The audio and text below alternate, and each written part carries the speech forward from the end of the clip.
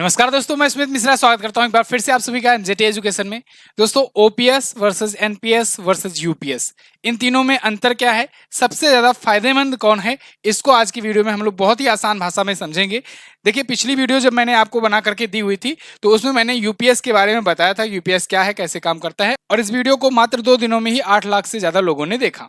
अब इस वीडियो के नीचे मैंने आपको बताया था, अगर आपके कोई डाउट्स हैं, आपको कोई अगर समझ में नहीं आई है चीजें, तो आप पूछ सकते हैं कमेंट बॉक्स में। तो सैकड़ों कमेंट्स आए, लोगों के सवाल आए कि थोड़ा सा और इसको समझा दीजिए। तो आज की वीडियो पेश है आपके लिए, इन तीनों स्कीमों में अंतर क्या है, एनपीएस को चुनना ज्यादा फायदेमंद होगा या फिर यूपीएस को चुनना ज्यादा फायदेमंद होगा। ओपीएस तो खैर अब है नहीं। और कौन कौन से ऐसे लोग हैं जिनको एनपीएस में ही रहना ज्यादा फायदेमंद होगा, इसकी हम लोग चर्चा करने वाले हैं। तो पूरा बाकायदे टेबल बना करके मैं लाया हुआ हूं आपको अंतर को अच्छे से समझाने के लिए। लेकिन आगे बढ़ने से पहले आपसे एक रिक्वेस्ट है बस, अगर आप चैनल पर पहली बार आए हो, चैनल को सब्सक्राइब कर लो। ऐसे ही यूजफुल और क्वालिटी कंटेंट आप तक हमेशा मैं लाता रहता हूं, आप तक ये चीजें सबसे पहले पहुंच जाया करेंगी। चलिए, तो देखिए, यहाँ पर फीचर्स हैं, कौन कौन से फीचर्स पर हम लोग बात करेंगे। जो आपके डाउट्स हैं, जो क्वेश्चंस हैं, वो यहाँ पर हैं, समझ लो एक प्रकार से। और वो क्वेश्चंस किस में लागू होते हैं, किस में नहीं लागू होते हैं, उनके लिए क्या फीचर्स बताए गए हैं, यहाँ पर दिया गया है। जैसे ओपीएस जो है, इसका मतलब ओल्ड पेंशन स्कीम है, पुरानी पेंशन योजना जो चला करती थी 2004 से पहले। एनपीएस जो है, ये न्यू पेंशन स्कीम है, नई पेंशन योजना जो आई हुई थी 2004 के बाद से जो लागू थी। और यूपीएस जो है, यूनिफाइड पेंशन स्कीम है, जो कि अभी आई हुई है, अभी 1 अप्रैल 2025 से ये लागू होगी।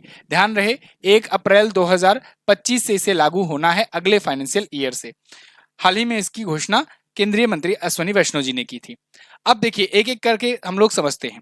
पेंशन की बात करते हैं तो देखिए, जब ओपीएस हुआ करता था ना, ओल्ड पेंशन स्कीम, उसमें बेसिक पे का 50% मिला ही करती थी, गवर्नमेंट उसे दिया करती थी। ठीक है, 2004 से पहले जो रिटायर हुए थे, ओपीएस का जो लोग लाभ ले रहे थे, तो उनके लिए ये था। एनपीएस में ऐसी कोई गारंटी नहीं की गई थी कि भाई आपको 50% मिलेगा कि नहीं मिलेगा, ये मार्केट बेस पर था, शेयर मार्केट के आधार पर। बेसिक पे का कम से कम 50% अब यूपीएस में प्रावधान कर दिया गया है।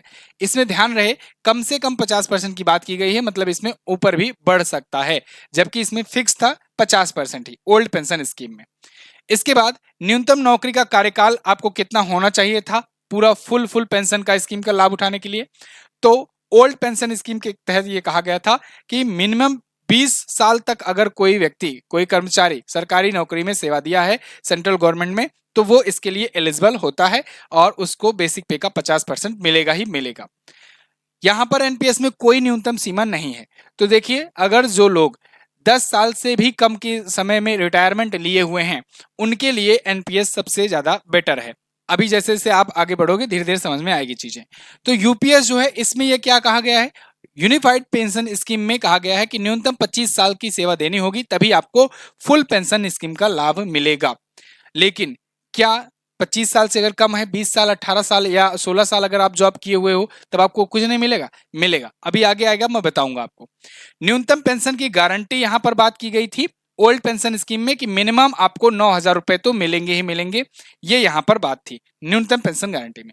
जबकि एनपीएस में ऐसा कुछ नहीं था। बहुत सारे लोगों का इस पर लेकर के सवाल आया। सबसे ज्यादा डिमांड ओपीएस के लोग इसीलिए कर रहे थे क्योंकि एनपीएस के दायरे में आने वाले कर्मचारी जो थे, जो रिटायर हो चुके हैं, उनमें से बहुत सारे ऐसे थे जिनको बहुत कम, जिनकी मतलब सैलरी कम थी, पेंशन भी उनकी कम थी। पेंशन बहुत सारे लोग ऐसे थे जिनको, कुछ लोग को 1800 पेंशन मिल रही है, कुछ को 4000 पेंशन मिल रही है, कुछ को 5000 पेंशन मिल रही है। अब आप सोचो, जिसकी 1800 मासिक पेंशन है, वो इंतजार करता है कि 30 तारीख को या 1 तारीख को हमारी पेंशन आएगी, और फिर पेंशन आती है तो 1800 आती है, और एक सिलेंडर भरवाने में ही 1200 1000 रुपए निकल जाते हैं। तो वो कैसे महीना भर का खर्च चलाएगा, बाकी के खर्च कैसे देखेगा अगर कोई वृद्ध व्यक्ति है, उसके कोई और सोर्स नहीं है इनकम के। तो ऐसे में काफी लंबे समय से डिमांड चल रही थी कि भाई ओल्ड पेंशन स्कीम ही लागू कर दो, कम से कम 9,000 तो मिलेगा। लेकिन अब इसी की मांग को देखते हुए इस बार जो यूपीएस लाया गया है, इसमें कहा गया है कि कम से कम 10,000 प्लस डीए आपको मिलेगा। ठीक है ना? तो 10,000 प्लस डीए मिलेगा, इससे आपकी जो इनकम है वो लगभग 15,000 के आसपास में पहुंच जाएगी। ठीक है, डीए वगैरह मिला करके तो 15,000 के आसपास में अब पहुंच जाएगी यूपीएस के तहत। यूपीएस के तहत कौन कौन आएंगे? देखो, 2004 के बाद से अगर आप रिटायर हुए हो, 2004 के बाद कभी भी, तब भी आप यूपीएस के दायरे में आ सकते हो, आप यूपीएस को चुन सकते हो और चुनोगे ही, चुनना ही सबसे ज्यादा फायदेमंद है। क्योंकि अगर आपने सेवा दी है 10 साल या 10 साल से अबव 25 साल कम से कम अगर दिए हो तब तो पूरा पूरा मिलेगा और लाभ। तो आपको जरूर चुनना चाहिए यूपीएस, आपके लिए ज्यादा फायदेमंद होगा क्योंकि इसमें मिनिमम आपको 15,000 या उससे ऊपर मिलेगा। ये मिनिमम की बात कर रहे हैं, ठीक है, इससे ज्यादा भी मिल सकता है। आगे अब बात करते हैं कंट्रीब्यूशन। तो देखो इस बार की भी जो स्कीम आई हुई है यूपीएस यानी यूनिफाइड पेंशन स्कीम, ये भी कंट्रीब्यूटरी है। कंट्रीब्यूटरी एनपीएस भी था, लेकिन ओपीएस जो था ये कंट्रीब्यूटरी नहीं था। कंट्रीब्यूटरी क्या है? तो देखो कंट्रीब्यूटरी स्कीम का मतलब ये हुआ कंट्रीब्यूशन करता है जो एम्प्लॉय होता है वो। मतलब जैसे आप सरकारी कर्मचारी हो, आप जॉब कर रहे हो, आपकी जो सैलरी आएगी उसमें से कुछ कुछ परसेंटेज कट जाया करेगा और वो लास्ट में आपको पेंशन के रूप में मिलेगा। तो इस स्कीम को कंट्रीब्यूटरी स्कीम कहते हैं और इसके तहत एम्प्लॉय ही कंट्रीब्यूशन करता रहता था। तो ओपीएस में ये चीजें नहीं थी। ओपीएस में लास्ट में जो भी पेंशन मिलना होता था वो सरकार ही वहन करती थी और सबसे बड़ा कारण यही था एनपीएस लाने का। ओपीएस को जब हटा करके एनपीएस लाया गया, उसके पीछे सबसे बड़ा कारण यही था कि सरकार पर लोड बहुत ज्यादा बढ़ जा रहा था। भाई आप देखो कि 60 साल के बाद से कोई एम्प्लॉय है वो पेंशन पाना शुरू कर देता है जनरली रिटायर होने के बाद। और इसमें तो ये भी था ओपीएस में कि कोई पहले ही वीआरएस लेकर के रिटायर हो जाता था तो उसके बाद ही उसको मिलना शुरू हो जाता था। तो उसके बाद सरकार के पास अब ये व्यक्ति जो है वो 80 साल जी रहा है, 82 साल जी रहा है, 90 साल जी रहा है, तो 30 से 40 साल तक सरकार को वहन करना पड़ता था पूरा पूरा। तो ऐसे में लोड ज्यादा हो रहा था, इस वजह से सरकार एनपीएस लाई हुई थी। और अब एनपीएस जब लाई तो वहां पर सरकार ने क्या किया कि 14%, पहले तो 10% था, आगे चलकर 14% किया गया। 14% सरकार हर महीने कंट्रीब्यूट करेगी, 10% कर्मचारी के अकाउंट से कटेगा, कर्मचारी की सैलरी से कटेगा और लास्ट में जुड़ करके सब मिलता था। अब यही चीज इस बार भी की गई है कंट्रीब्यूशन, लेकिन इस बार बढ़ा दिया गया है सरकार का हिस्सा। सरकार 18.5% कंट्रीब्यूट करेगी और कर्मचारी को 10% कंट्रीब्यूशन करना होगा हर महीने। उसके बाद लास्ट में आपका जो पेंशन होगा यही वाला इकट्ठा होकर के उधर मिलेगा। कैसे मिलेगा अभी आगे बताऊंगा। अब न्यूनतम नौकरी का कार्यकाल कब हो? जब अगर अनुपातिक लाभ लेना हो तो। मैंने अभी आपको पीछे बताया कि अगर पूरा पूरा पेंशन का लाभ लेना है तो न्यूनतम 20 साल ओपीएस के तहत और न्यूनतम 25 साल यूपीएस के तहत आपको करना होगा। लेकिन अगर मान लीजिए कि आप 25 साल तक नहीं सेवा दे पाए, अगर मान लीजिए आप 12 साल में रिटायर हो गए, 14 साल में रिटायर हो गए, तब क्या होगा? तब आपको इस वाले में अनुपातिक लाभ के श्रेणी में रखा जाएगा अकॉर्डिंग टू यूपीएस। यूपीएस में कहा गया है कि न्यूनतम 10 साल अगर आप सेवा देते हो तब आपको प्रोपोर्शनेट तरीके से पेंशन का लाभ मिलेगा और उसका फॉर्मूला जल्द ही रिलीज किया जाएगा और मतलब देखा जाएगा कितना साल कौन जॉब किया, उसका इनकम क्या था, उसी हिसाब से किया जाएगा। एनपीएस में ऐसा कोई प्रावधान नहीं था, जबकि ओपीएस में भी 10 साल की न्यूनतम सेवा देनी रहती थी। अब देखो जो लोग हैं ऐसे जो रिटायर हो गए हैं 9 साल में, ठीक है, 9 साल ही सेवा दिए, उसके बाद किसी कारणवश रिटायर हो गया, कुछ हो गए, 8 साल सेवा दिए और 2004 की बाद से रिटायर हुए, उनके लिए एनपीएस में ही रहना बेहतर होगा, फायदेमंद होगा, ठीक है, क्योंकि यहां पर तो आपको कुछ नहीं मिलने वाला है।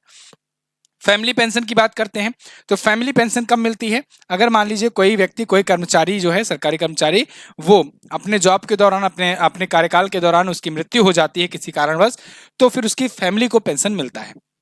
अब ओपीएस के तहत यानी ओल्ड पेंशन स्कीम में क्या होता था? आखिरी पेंशन का 60% मिलता था। एनपीएस में ये चीजें हटा दी गई थी, लेकिन फिर से जब ये मतलब ओपीएस को लेकर के विरोध हुआ और बहुत सारी, क्योंकि देखो सरकार इस बार जो लाई हुई है यूपीएस, ये इसमें कमेटी बैठाई गई थी बाकायदे टीवी सोमनाथन जी की अध्यक्षता वाली, और इस कमेटी ने ये पूरा डिसाइड किया कि कैसे कैसे क्या होना है, पूरा डिजाइन किया ये यूपीएस स्कीम। तो इसके लिए बहुत सारे संगठन, बहुत सारे जो प्रोटेस्ट करने वाले आंदोलनकारी थे, बहुत सारे एम्प्लॉयज थे, इन सब की मांगों को सुना गया, इनसे बहुत सारी मीटिंग्स की गई, उसके बाद ये लाई गई है। तो इसमें इनकी जो जो डिमांड्स थी, जो ओपीएस में मिला करती थी, वो और क्या सुधार किया जा सकता है, वो ये सब मिला जुला करके तब लाया गया है। मतलब एक जैसे बीच का रास्ता होता है ना, कि जिससे पूरा पूरा ओपीएस भी ना लो, क्योंकि भाई सरकार पर लोड पड़ेगा ज्यादा, तो पूरा पूरा ओपीएस भी ना रहे और पूरा पूरा एनपीएस भी ना रहे। एनपीएस में आप अभी, मैं पूरा इसीलिए अंतर आपको दिखाते जा रहा हूँ, लास्ट तक आपको लगेगा कि एनपीएस तो महारद्द स्कीम थी, बहुत बेकार स्कीम थी, और एनपीएस के लिए जो ये ओपीएस लाने के लिए बात चल रही थी, डिमांड चल रही थी, ये बहुत ही वाजिब डिमांड थी। आप लास्ट तक समझ में आ जाएगा कि इसमें कुछ नहीं मिल रहा था, ये इतनी खराब स्कीम थी। और अब यूपीएस के तहत एक प्रकार से थोड़ा बहुत कहेंगे ओपीएस को ला दिया गया है, लेकिन पूरा पूरा नहीं लाया गया है, ठीक है। चलिए, तो यहां पर भी आखिरी पेंशन का 60% मिलेगा फैमिली मेंबर को, अगर मान लीजिए किसी व्यक्ति की डेथ हो जाती है जॉब के दौरान तब, या जबकि एनपीएस में कुछ नहीं मिलता। इसके अलावा एक मुश्त रकम की बात करते हैं। एक मुश्त रकम आप जानते हो, जब रिटायर होता है व्यक्ति तो उसकी बुढ़ापे में आगे का जीवन प्लान करने के लिए, गुजारा करने के लिए एक मुश्त रकम की भी जरूरत होती है जिससे वो कुछ अपना कर सके। तो अगर सही हालत में है, सही कंडीशन में, कुछ और करने लायक है तो वो और अपना बिजनेस या फिर कुछ भी कर सकता है। इसके लिए ओपीएस में क्या था कि कर्मचारी कंट्रीब्यूशन का 100% यहाँ मिला करता था। एनपीएस में ऐसी कोई व्यवस्था नहीं थी, ये मार्केट के बेस पर थी सब कुछ। मार्केट कैसा परफॉर्म कर रही है ये सब देखा जाता था। बढ़ भी सकता है, घट भी सकता है, एनपीएस में ये भी था, रिस्क मतलब मार्केट पर था। मासिक सैलरी का 1/10 इस बार कहा गया है कि हर 6 महीने की नौकरी पर, 1 महीने की नौकरी, देखो 6 महीने नौकरी हुई, उसका 1 महीने का जो सैलरी बना उसकी 10% हिस्सा, यानी 10वां हिस्सा जो है वो ऐड होगा और वो लास्ट में मिलेगा। कोई अगर जैसे 30 साल सेवा देता है तो 30 दूना 60, 60 छमाही हुई, 60 छमाही में समझ लो 60 बार 60 महीने की सैलरी बनेगी जो एवरेज इनकम होगी, ठीक है ना, क्योंकि इंक्रीज भी होता है, इंक्रीमेंट भी होता है। तो 60 महीने में 60 बार जो बना एक एक महीने का, उसका 1/10 1/10 करते जाओ, फिर वो इकट्ठा होकर उतना एक मुश्त ले सकता है व्यक्ति लास्ट में, ठीक है ना। चलिए ग्रेचुटी की बात करें तो यहाँ 40% तक पेंशन ले सकते हैं एक साथ, ओपीएस में ले सकते थे, लेकिन इसमें कोई प्रावधान नहीं था। न्यूनतम पेंशन पर कोई असर नहीं मिलेगा और इस रेशियो में यहाँ पर यूपीएस में देने की बात की गई है। महंगाई भत्ता की बात करें तो देखो एनपीएस में ये हटा दिया गया था, लेकिन ओपीएस में ये था, डियरनेस रिलीफ ओपीएस में था और इसी को फिर से ला दिया गया है। मांग को देखते हुए डियरनेस रिलीफ इस बार भी यूपीएस में मिलेगा। तो यानी एनपीएस में कुछ नहीं कुछ नहीं कुछ नहीं। चलिए इसके बाद अगर बात करें वीआरएस की, वीआरएस क्या होता है? वीआरएस होता है वॉलेंट्री रिटायरमेंट स्कीम। इसके तहत क्या होता है कि देखो जनरली कोई कर्मचारी है वो 60 वर्ष की सेवा पर रिटायर होता है, लेकिन अगर मान लीजिए कोई वीआरएस ले लेता है, पहले ही रिटायर हो जाता है, तब आपको कब मिलेगा पेंशन? तो पहले क्या होता था, अगर कोई व्यक्ति ओपीएस के तहत है, ओल्ड पेंशन स्कीम में, कोई व्यक्ति न्यूनतम 20 साल तक सरकारी नौकरी किया हुआ है, उसके बाद अगर वो रिटायर होता है तब फिर उसी टाइम से उसको, अगर वो वीआरएस लेता अपने मन से रिटायर होता है, तो उसको बेसिक प्लस डीए का 50% मिलना शुरू हो जाता था। लेकिन एनपीएस में कुछ नहीं मिलता था। और यूपीएस में क्या कहा गया? यूपीएस में कहा गया कि ठीक है, बेसिक प्लस डीए का 50%, मतलब वो वाला रेशियो जो है वो मिलेगा आपको, लेकिन न्यूनतम 25 साल आपको नौकरी करनी होगी। लेकिन मिलना कब शुरू होगा? मिलना शुरू होगा 60 वर्ष की उम्र के बाद। अब मान लीजिए कोई 48 साल का है, 48 साल का है और वो वीआरएस ले लेता है, तो उसके अभी 12 साल बचे हैं, तो 12 साल और जीवित रहेगा, 60 साल का जब पहुंचेगा तब से उसकी पेंशन शुरू होगी। इसी बात को लेकर बहुत सारे कंफ्यूज थे और बहुत सारे लोगों ने कमेंट किया था, तो ध्यान रहे यूपीएस के तहत 60 वर्ष के बाद ही पेंशन मिलना शुरू होगी, ठीक है। और कहीं ना कहीं ये भी एक कारण है जिसके लिए अभी भी लोग डिमांड कर रहे हैं कि भैया हमें ओपीएस लौटा दो। अब एक और क्वेश्चन आपका आया था कि भाई बता दो कि ये बैंक कर्मचारियों को तत्काल रूप से यूपीएस मिलेगा कि नहीं मिलेगा। तो देखियो, बैंक कर्मचारियों के लिए अभी कोई भी अनाउंसमेंट नहीं किया गया है। ये जो अभी नई पेंशन व्यवस्था आई हुई है, इसमें अभी यूपीएस के दायरे में बैंक कर्मचारियों को लाने की बात नहीं कही गई है। जब तक इसका कोई अनाउंसमेंट ऑफिशियल नहीं हो जाता है, मैं इसके लिए आपको क्लियर नहीं करूंगा। यहाँ पर मैं यही कहूंगा कि अभी आप इसके लिए वेट कीजिए, अभी इस पर जब भी कोई अपडेट आएगा तो मैं आपको बताऊंगा, ठीक है ना। तो बैंक कर्मचारी हों, चाहे पब्लिक सेक्टर के अंडरटेकिंग्स हों, पीएसयूज हों, जो महारत्न कंपनी, नवरत्न कंपनी, इन सब में काम करते हैं, चाहे उसमें हो या सरकारी बैंक कर्मचारी जो हों, इन सब में अभी के लिए फिलहाल एनपीएस ही लागू है, ठीक है ना। चलिए, और अर्धसैनिक बल, अब सेना के लिए भी लोग पूछ रहे थे, बहुत सारे लोगों ने पूछा था। तो केंद्रीय अर्धसैनिक बल जो है, इनको भी अभी इसमें नहीं लाया गया है। क्यों नहीं लाया गया है? इसमें ये बताया गया है कि देखो, जो अर्धसैनिक बल हैं, ये पुरानी पेंशन बहाली के लिए सुप्रीम कोर्ट में केस भी लड़ रहे हैं, अभी मामला चल भी रहा है। लेकिन यहाँ पर केस का आधार दूसरा है। यहाँ पर मामला इसलिए चल रहा है क्योंकि जो अर्धसैनिक बल हैं, पैरामिलिट्री फोर्सेस हैं, उसको सीएपीएफ कहते हैं। सीएपीएफ आप जानते होंगे, सेंट्रल आर्म पुलिस फोर्सेस। तो सेंट्रल आर्म पुलिस फोर्सेस तो हैं ये, लेकिन ये भारत संघ के सशस्त्र बल हैं या नहीं, इस बात को लेकर के अभी मुद्दा जो है वो सुप्रीम कोर्ट में है। क्योंकि भारत संघ के सशस्त्र बल जो होंगे, इनको 3 ही अभी तक माना गया है, भारतीय सेना, भारतीय नौसेना और भारतीय वायुसेना। इन तीनों को ओपीएस का लाभ मिलता है और इनको पुरानी पेंशन स्कीम का लाभ मिलता है पूरा पूरा, ठीक है।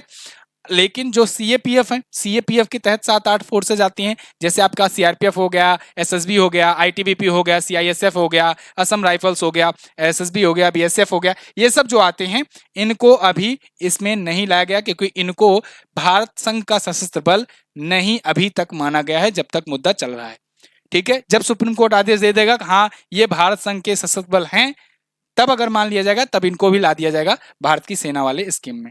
तो अभी तक फिलहाल एनपीएस ही चल रहा है। अब आपके मन में एक और सवाल आएगा कि ओपीएस में भी ये कहा गया है कि जो है मिनिमम 20 साल या मिनिमम 10 साल की सेवा करनी होगी।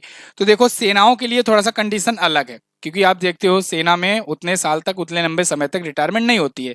40 साल तक या 45 साल तक बहुत कम एज में ही रिटायरमेंट दे दी जाती है, या फिर जो अधिकारी रैंक होते हैं वही ऊपर तक जाते हैं। तो यहाँ पर यह कहा गया था, इसके लिए सेनाओं के लिए प्रावधान थोड़ा सा अलग है।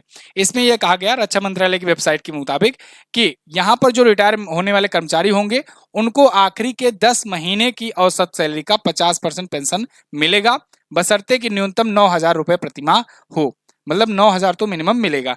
इसके अलावा पेंशन प्राप्त करने के लिए न्यूनतम सेवा कमीशन प्राप्त अधिकारी के मामले में अगर कोई अधिकारी है वो 20 वर्ष और कोई अधिकारी रैंक के नीचे का हो तो वो 15 वर्ष काम किया हो, तब फिर उसको मिलेगा। तो ये होता था सेना के मामले में। अभी इसमें कोई प्रावधान की बात नहीं की गई है।